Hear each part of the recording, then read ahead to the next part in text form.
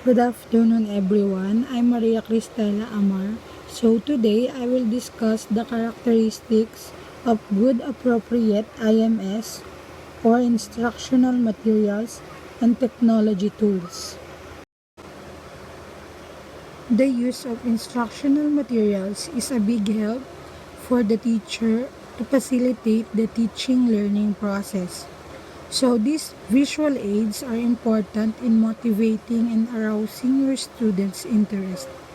So here are some characteristics of a good instructional materials that will help you in your teaching process. So number one is size.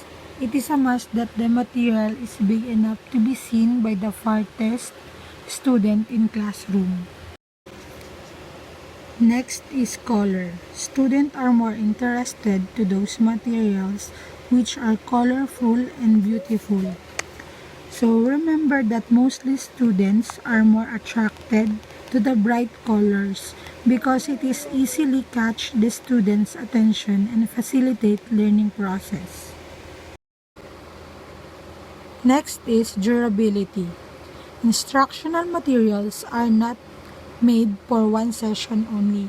They must last if possible until lifetime so that it can be reused.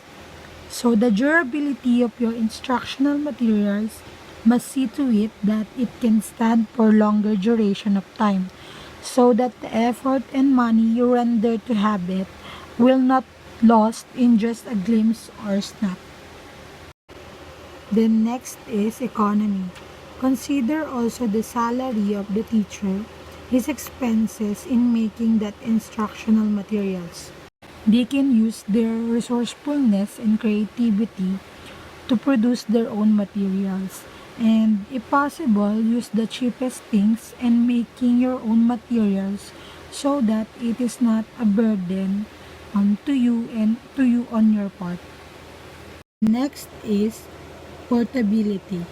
Your materials must be easy to handle and carry so that it is more convenient for your part to carry it wherever you will teach. Imagine if you are teaching in 4th floor and your instructional material is too heavy and big. It is not convenient for you to have it. Then, relativity.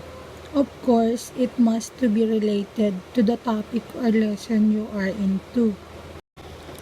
Remember that teacher uses instructional materials to at ease the burden of teaching and so that student will understand the subject better. Then last, it must be unique. Students want to have things which makes them curious about it. So let them manipulate the material to evaluate how they learn through their own. In teaching, it is must to have and know the characteristics of good instructional materials so that you can be an effective and efficient teacher someday. So let's proceed to technology tools in learning language. So these are the tools that expands human ability in performing a task. It can provide easily access of information and fun opportunities that will increase their interest towards your subjects. So number one is Quizlet.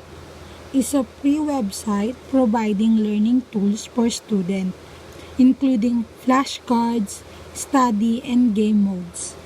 Quizlet is a web-based application developed to help students study information through interactive tools and games.